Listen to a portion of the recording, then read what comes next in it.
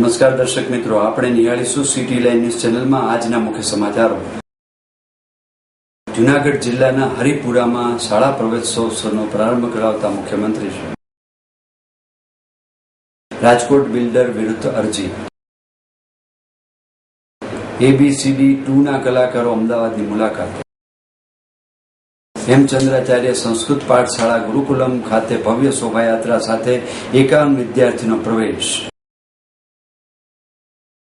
રાજકોટ પરિણીતાને ત્રાસ. Vadodara fire brigade દ્વારા mock drill. MSUમાં FY BComનું list મુકાયું.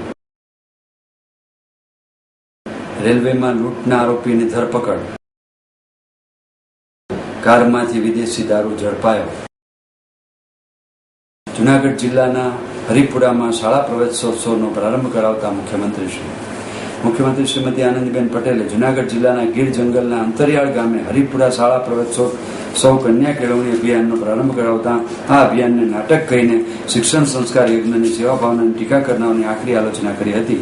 શ્રીમતી આનંદીબેને સ્પષ્ટપણે જણાવ્યું કે ગુજરાતની ઉજ્જવળ આવતીકાલના નિર્માણ માટેના આ જનસહયોગ અભિયાનની ટીકા જેઓ કરે છે તેમણે શિક્ષણને વર્ષોના વર્ષો ઉપસ્થિત સ્થિતિમાં રાખ્યું અને ઠાલા વચનો આપી ગુજરાતની પ્રજાને ગુમરાહ કરતા રહ્યા તે હવે જનતા જાણી ગઈ છે. તેમને જે લાગે તે અમારા જનકલ્યાણકારીના નિશ્ચિત પદથી વિચલિત થવાના નથી તેમ પણ તેઓ આનંદીબેને સાફ શબ્દોમાં જણાવ્યું હતું. મુખ્યમંત્રીશ્રીએ ઉમેર્યું હતું કે શિક્ષણ માત્ર પદવી પ્રાપ્ત કરાવનારું નહીં પરંતુ સુસુપ્ત શક્તિ ખીલવે તેવું સર્વાંગી વ્યક્તિત્વ વિકાસલક્ષી બની રહે તેવી નેમ આ પ્રવેશોત્સવમાં રાખી છે.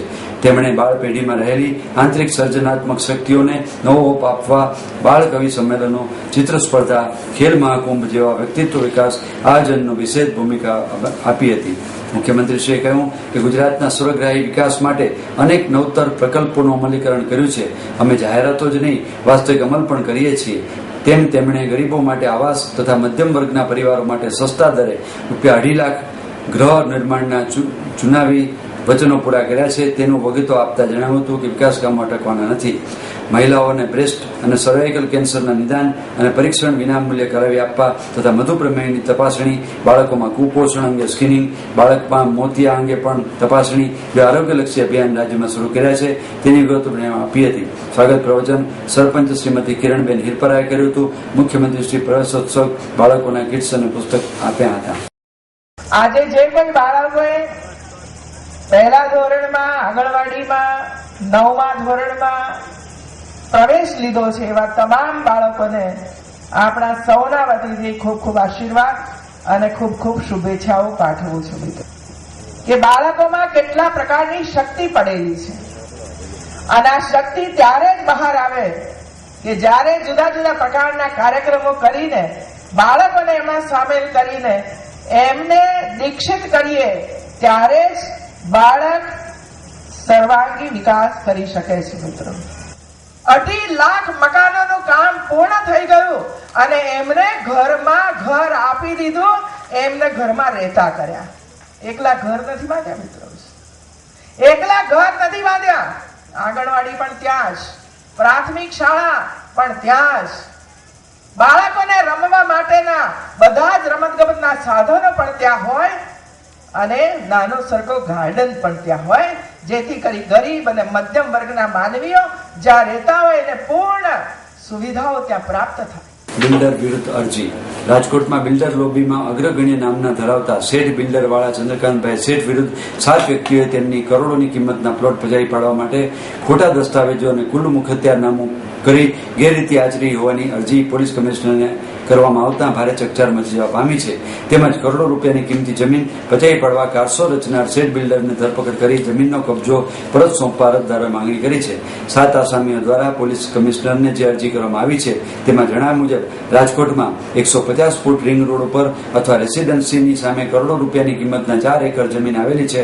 જે જમીન મૂળ ખાતેદાર પાંચા ડુંગર સોરઠિયા નામે હતી. તેમણે જે જમીન ભવાનભાઈ પટેલને વેચાણ આપવામાં આવી હતી. બાદમાં હરિલાલ પટેલે આ જમીન ઉપર ઉમંગ સોસાયટી બનાવી તેમના કુલ 80 જેટલા પ્લોટ પાડી જુદા જુદા લોકોને વેચાણ કરેલા હતા, જે પૈકી 80 પૈકીના 7 ફરિયાદી પ્લોટ હોલ્ડરોના પ્લોટે આવેલા છે.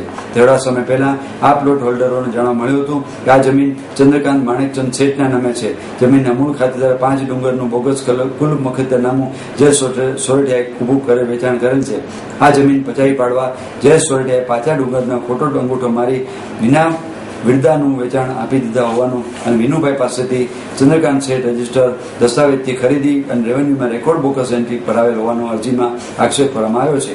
આ અંગે 2012-13માં 22 જેટલી અરજીઓ કરવામાં આવી હોવા છતાં કોઈ નિવેડો આવ્યો નથી. ઉલટાનો ક્રાઇમ બ્રાન્ચને તપાસમાં સોંપાયેલા તેમજ ફરિયાદીઓને દબાવવાનો પ્રયાસ કરવામાં આવતો હોવાનો આક્ષેપ અરજદારોએ કર્યો હતો. આ મામલે ચંદ્રકાંત શેઠની ધરપકડ કરવા માંગણી કરવામાં આવી છે. પ્લોટ હોલ્ડરોએ આ કેસ મામલે કોર્ટમાં દાવો પણ કરેલ છે, જે પેન્ડિંગ છે. જે અરજદારો દ્વારા અરજી કરવામાં આવી છે તે પ્લોટ ધારકોની જમીનની કિંમત આશરે 10 થી 12 કરોડ રૂપિયા જેટલી થાય છે. જગ્યા મારી પોતાની સ્વતંત્ર માલિકીની જગ્યા છે, 4 એકર જગ્યા છે. 8 થી 9 વર્ષ પહેલાં મેં મારા નામે વેચાણ દસ્તાવેજ કરાવેલા છે. કોર્ટ થ્રુ હુકમનામા કરીને આ બધી પ્રોસિજર કરેલી છે. કોર્ટે પણ હુકમનામું કરેલ છે અને જે મૂળ ખાતેદારો કે જેને નામે દસ્તાવેજ હતા બધાએ કોર્ટમાં અને સબ રજિસ્ટર ઓફિસમાં આવીને સહી કરી દીધેલી છે. 1976ના ગુજરાતના લેન્ડ સીલિંગ એક્ટ મુજબ કોઈ પણ સોસાયટી કે જે રજિસ્ટર ન હોય, એ રજિસ્ટર સિવાયની સોસાયટીને કોઈ પણ મંજૂરી ક્યારે મળતી નથી. સૂચિત સોસાયટી હોલ્ડરની એની કોઈ માલિકી ન હોય, એને કોઈ રાઇટ ન હોય, એને કોઈ કબજા ન હોય. અને આની અંદર તો એવું કાંઈ છે જ નહીં. રઘુભાઈ કરીને જે છે એને 3 બોગસ સર્ટિફિકેટ ઊભા કરી અને આ બધી કૌભાંડ રચેલ છે. અમે મોટું માથું રહ્યા એટલે મોટા પ્રમાણમાં બ્લેકમેઇલ કરવા માટેનું આ વર્ષોથી એ લોકો 7-8 વર્ષથી કૌભાંડ બધે કરી રહ્યા છે, પણ કંઈ કાર્ય ફાવતી નથી. એટલે અવારનવાર ફરિયાદ કરે છે. મેં 12 વખત આ બધા વિરુદ્ધ વારાફરતી ફરિયાદ કરેલી છે અને કોર્ટ મેટર ચાલુ છે. આની અંદર તમામની અંદર કોર્ટ મેટર ચાલુ છે. અમારી 100% માલિની છે. આપણે કોઈનો 1 પૈસો પચાવી પાડેલ નથી, કોઈ જમીન પચાવી પાડેલ નથી. અમારી સ્વતંત્ર માલિકીની છે. એ લોકોને કોઈ રાઇટ લીગલ અધિકાર નથી અને ખોટા સર્ટિફિકેટ ઊભા કરેલા છે. હકીકત એ છે કે અમે 1996માં છે ને પ્લોટ ખરીદેલા. એ પ્લોટ અત્યારે ચંદ્રકાંત માણેકચંદ શેઠ બિલ્ડર પડાવી લેવા માગે છે, માનસિક ત્રાસ દઈને. એનું અમારી ફરિયાદ પોલીસ લેતી નથી. બોગસ કુલ મુખતિયારનામાના આધારે એને છે ને એના ખાતે કરેલી જમીન, એની ફરિયાદ જમીન કૌભાંડની લેતા નથી. ત્યાં લગી અમને ન્યાય નહીં મળે. જો જમીન કૌભાંડની ફરિયાદ લઈએ તો જ અમને ન્યાય મળે એમ છે. અમે કમલા બેનીવાલ લગી અમે અરજી કરેલી છે. 2011થી હું એની સામે લડત કરી રહ્યો છું. પોલીસ પણ ધમકી આપે છે, ક્રાઇમ બ્રાન્ચ ધમકી આપે છે અને મારી માથે કેસ પણ કરેલા છે 4. અને એને એ ધમકી મારવા આવે છે. અમે ફોટા સહિત રજૂઆત કરી છે, છતાંય અમને ન્યાય મળતો નથી.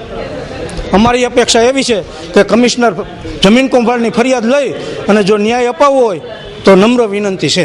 ABCDના કલાકારો અમદાવાદની મુલાકાતે. શહેરમાં હિન્દી ફિલ્મ ABCD 2ના કલાકારો વરુણ ધવન અને શ્રદ્ધા કપૂર અને ડાયરેક્ટર રેમો પ્રમોશન અર્થે આવ્યા હતા. વરુણ ધવને કહ્યું હતું કે બાળપણમાં નાચતા હતા ત્યારે કોઈની પરવા નથી. આ ફિલ્મમાં અમે લુક્સ નથી પરંતુ સ્ટેજ ઉપર વધુ ધ્યાન આપ્યું છે. મને ગુજરાતી છોકરીઓ પસંદ છે. મારા ભાભી પણ ગુજરાતી છે. અમદાવાદ ઘણું બધું સ્વચ્છ લાગે છે. શ્રદ્ધા કપૂરે કહ્યું હતું કે આ ફિલ્મનું ડાન્સનું લેવલ ખૂબ જ ઊંચું હતું. ધર્મેશ, મયુર, પુનિત, રાઘવ ઉમદા ડાન્સર છે. ડાન્સ શીખવામાં ખૂબ સમય લાગ્યો હતો. મને ગુજરાતી થાળી ખૂબ જ પસંદ છે. તેમણે કહી ઉમેર્યું હતું કે રેમો સર બહુ બોલતા નથી, તેઓને મન ખૂબ શીખવાડવું હતું. મારા માટે આ ડાન્સનું લેવલ ચેલેન્જિંગ હતું. રેમો ડિસુઝાએ કહ્યું હતું કે ABCD પ્રથમ ચેલેન્જિંગ હતી કારણ કે ડાન્સર ઝોનર નવું હતું. જો કે ABCD 2માં પણ લોકોની અપેક્ષાઓ વધુ હતી. તેમાં થોડું પ્રેશર જરૂર હતું. દર્શકોની માંગને લઈને તારીખ 18મીએ તેની રિલીઝ કરવાનો પ્રયાસ કરી રહ્યા છીએ. હવે એક્શન ફિલ્મ બનાવવા જઈ રહ્યો છે તેમનું ઉમેર્યું હતું. હેમચંદ્રાચાર્ય સંસ્કૃત પાઠશાળા ગુરુકુલમ ખાતે ભવ્ય શોભાયાત્રા સાથે 51 વિદ્યાર્થીનો મંગળ પ્રવેશ.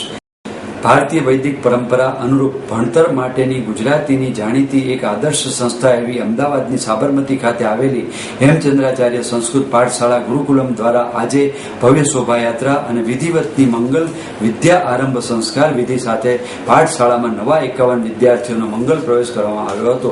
આજે સવારે 7:30 વાગ્યાથી ભવ્ય શોભાયાત્રા સિદ્ધાચલ વાટિકાસી શરૂ થઈ હતી અને ગુરુકુલમ ખાતે સંપન્ન થઈ. ત્યારબાદ સવારે 9 થી 11 દરમિયાન વિદ્યારંભ સંસ્કાર વિધિ યોજાઈ હતી. આ પ્રસંગે નૂતન પ્રવેશ પામનાર વિદ્યાર્થીઓ અને વિદ્યાર્થીઓને હાથી, ઘોડા અને બગીઓમાં બેસાડી શંખ, ઝાલર તથા ઢોલ નગારા સાથે મંગલ વાદ્યોનો નિનાદ કરી ભવ્ય શોભાયાત્રા સાથે વિધિપૂર્વકનો પ્રવેશ કરાવાયો હતો. ત્યારબાદ પૂજ્ય પંડિત વર્યો અને ગુરુજીઓના શ્રીમુખેથી સરસ્વતી મંત્રનું પ્રદાન કરાયું હતું. આ અંગે ગુરુકુલમના ટ્રસ્ટી તથા સંચાલકોનું કહેવું છે કે નવી પેઢીના અને રાષ્ટ્રના ઉજ્જવળ ભવિષ્યનું નિર્માણ કરવાનો તથા ધર્મ રક્ષા, સંસ્કૃતિ રક્ષા અને રાષ્ટ્ર રક્ષા માટેનો અમારો શ્રેષ્ઠ ધર્મયજ્ઞ છે અને અમારા આ ધર્મયજ્ઞમાં આગળ વધતા અમે અમારી પાઠશાળામાં નવી પેઢીના સંસ્કાર અને સંસ્કૃતિનું સિંચન કરતા 51 નવા ભાગ્યશાળી સંતાનોને પ્રવેશ આપતા ખૂબ જ ખુશી અને ગર્વ અનુભવીએ છીએ. આ દિવસ ખરેખર ધન્ય છે કે જ્યારે આટલી મોટી સંખ્યામાં સૌભાગ્યશાળી સંતાનો વિનાશકારી મેકોલે શિક્ષણ પદ્ધતિનો સંપૂર્ણ ત્યાગ કરી આર્ય શિક્ષણનો સ્વીકાર કરી રહ્યા છે. મહત્વનું છે કે ભારતીય આર્ય પરંપરા વિદ્યા પ્રાપ્તિની મુખ્ય વ્યવસ્થાના ભાગરૂપે ગુરુકુળ અને પાઠશાળાઓ કેન્દ્ર સ્થાને હતા, જેના ધ્યાનમાં રાખીને અમદાવાદ સાબરમતી ખાતે સંપૂર્ણપણે ભારતીય સંસ્કૃત સ્વરૂપની નિવાસી અને નિઃશુલ્ક પાઠશાળા શ્રી હેમચંદ્રાચાર્ય સંસ્કૃત પાઠશાળા ગુરુકુલમનો 30/12/2008 રોજ 13 વિદ્યાર્થી સાથે પ્રારંભ થયો હતો, જે સંખ્યા આજે વધીને 65 થઈ ગઈ છે અને 25 નવા બાળકો ઉમેરાતા 90 થવા પામી છે. અંગ્રેજોના સમયથી ગુલામીની માનસિકતા તરફ જઈ જતું મિકોલે પદ્ધતિનું શિક્ષણ આજે વર્તમાન સમયમાં બાળકોને આપવામાં આવી રહ્યું છે, જે ભાખરીનું, ડિગ્રીનું તેમજ છોકરી અને નોકરી માટેનું સ્વાર્થનું ભણતર બની રહ્યું હોય. આવા સમયમાં હેમચંદ્રાચાર્ય સંસ્કૃત પાઠશાળા છેલ્લા 20 વર્ષથી શિક્ષણની સાચી અને સબળ વ્યવસ્થા ઊભી કરવાનો સનિષ્ઠ પ્રયાસ કરી રહી છે. મારું નામ ડૉક્ટર દીપ કોઈરાલા. મૂળ નેટિવ પ્લેસ મારું નેપાલ છે. અધ્યયન યાત્રામાં હું ભારતમાં આવ્યો 1996માં. પછી આ ભારતીય શિક્ષા પદ્ધતિ માટે અભ્યાસ માટે હું આવ્યો. સંસ્કૃત અભ્યાસ કર્યો, બનારસ ગયો, વારાણસીમાં મેં અભ્યાસ કર્યો અને પછી મૂળ ભારતીય શિક્ષા પદ્ધતિ શું એ વિષયમાં ચિંતન શરૂ કર્યું અને એના માટે સંકલ્પનાઓ હતી એક ગુરુકુલમની, આદર્શ ગુરુકુલમની. જે સંકલ્પનાઓ સિદ્ધ કરવા માટે ઘણા બધા પ્રયાસો આ આધુનિક યુગમાં એક આંધી દોડ છે, એ દોડમાં આ કરવું અશક્ય લાગતું હતું અને આ અધ્યયન યાત્રાની સમયમાં આવા સમાજના સારા ચિંતકો ઉત્તમભાઈ જવાનમલજી શાહ જેવા એક વિચારકો મને મળ્યા. પછી આ ગુરુકુલમની અમે સંકલ્પના કરી. એમના 20 વર્ષથી એમનો પ્રયાસ હતો કે જે આદર્શ ગુરુકુલમ અને મૂલ્યલક્ષી શિક્ષા મારા બાળકોને આપું. તો 20 વર્ષ પહેલા પોતાના બાળકોને ડી સ્કૂલ કરાવીને પછી આ ભારતીય શિક્ષા પદ્ધતિથી શિક્ષણ આપવાનું શરૂ કર્યું. પછી અમે એક સમાજને પણ કંઈક આપી શકીએ એવું ચિંતન કરીને આજથી 6 વર્ષ પહેલા આ 13 બાળકોથી આ ગુરુકુલ અમે પ્રારંભ કર્યો. ટોકન કાઢવું એટલે કે મિનિમમ ધરતીનું, પ્રાકૃતિકનું ઓછું શોષણ થાય, ઓછું એ દુરુપયોગ થાય એ પ્રયાસથી અમે અહીંયા શિક્ષણ, સંપૂર્ણ શિક્ષણ આપીએ છીએ. અમારા છોકરાઓને આપ ગમે તે આ વિષયમાં પૂછો, વિજ્ઞાનમાં, જ્યોતિષમાં અમારા બાળકો વૈદિક ગણિત ભણે છે અને પેલા આપ એમને પૂછો કે સામાન્ય કરોડોનો હિસાબ એ સેકન્ડમાં ગણીને કહી દે છે. બરાબર, આંખમાં પટ્ટી બાંધીને કોઈ પણ વિષય આપું છો, કલર વગેરે, એ પણ કહી દે છે. અને ટોટલ આપ અમારા બાળકને લઈ જાઓ. સરકારની ક્યારેક યોજના હોય છે કે પ્રતિસ્પર્ધા, એમાં અમે